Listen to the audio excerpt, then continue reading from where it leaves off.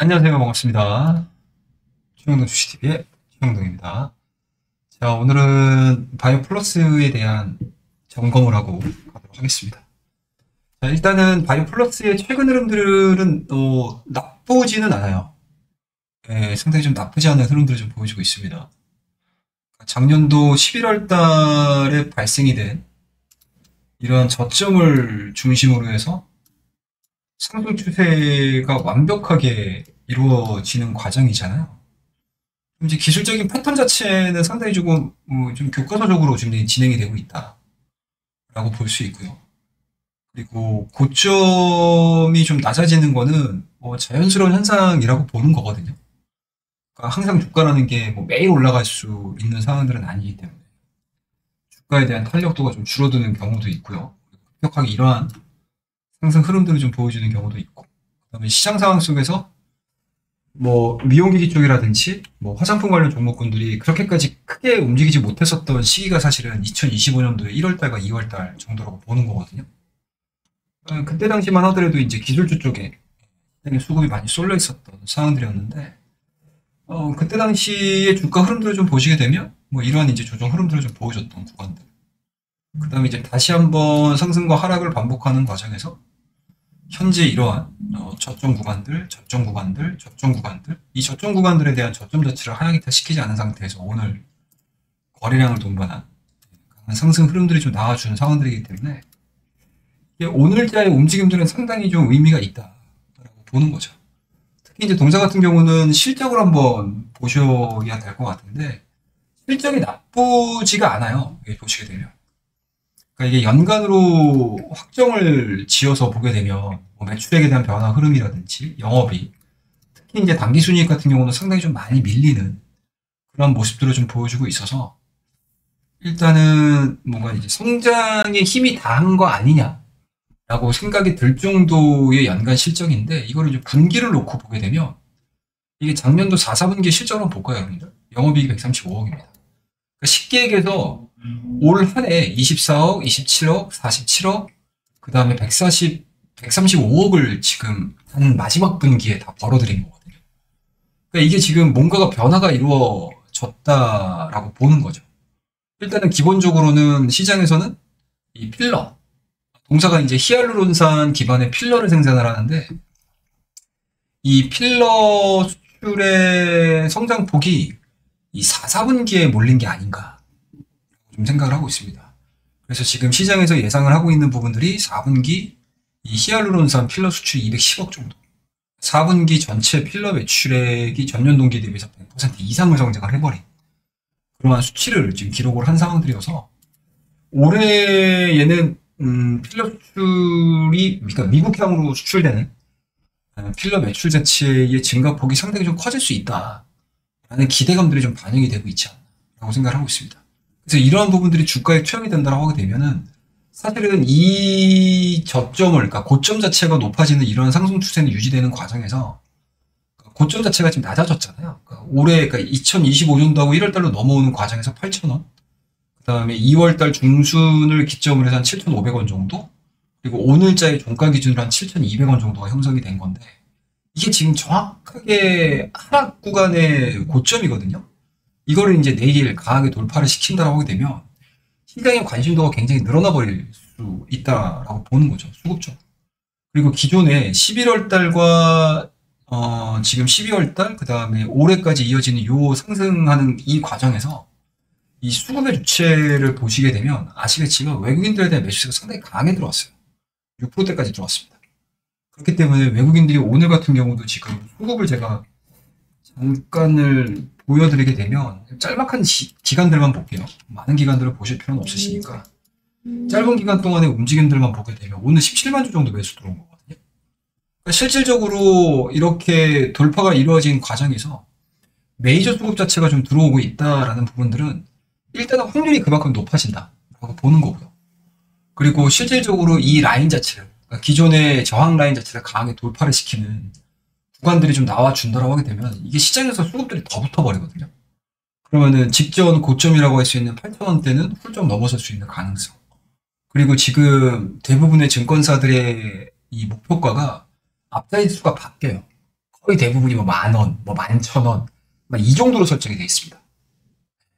조금 낮은 데가 이제 9,500원 정도. 이런 식으로 형성이 되어 있어서, 시장에서에 대한 평가 자체는 상당히 좀 의미 있게 진행이 되고 있고요.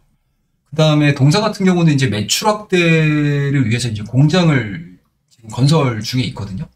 그래서 지금 이거 공사 비용으로만 1,500억 가량 투입이 되고 있습니다. 그래서 음성 신규 공장 건설 중이고요. 이게 2025년도에 공장이 완성하고 이제 사용 승인도 이미 받은 상황들이었기 때문에 이게 올해 하반기죠. 2025년도 8월하고 이제 9월쯤에 의료기기, 그다음에 이제 의약품 GMP 인정을 좀 받을 예정으로 알려져 있습니다. 신공장이 완공이 되게 되면 이 히알루론산 필러의 캐파가 상당히 많이 늘어나는 쪽으로 보는 거죠. 기존 540만 개에서 한 4천만 개로 늘어나는 상황들이기 때문에 뭐 이러한 부분들만을 놓고 봤었을 때는 상당히 좀 의미 있게 해석을 좀 해볼 수 있지 않겠느냐라는 관점이고, 다만 한 가지 문제가 되는 부분들이 뭐냐면 이게 연결 기준으로 놓고 봤었을 때 현금성 자산이 그렇게 많지가 않아요. 800억 정도? 890억 정도? 그 다음에 이제 차입성 부채가 929억입니다.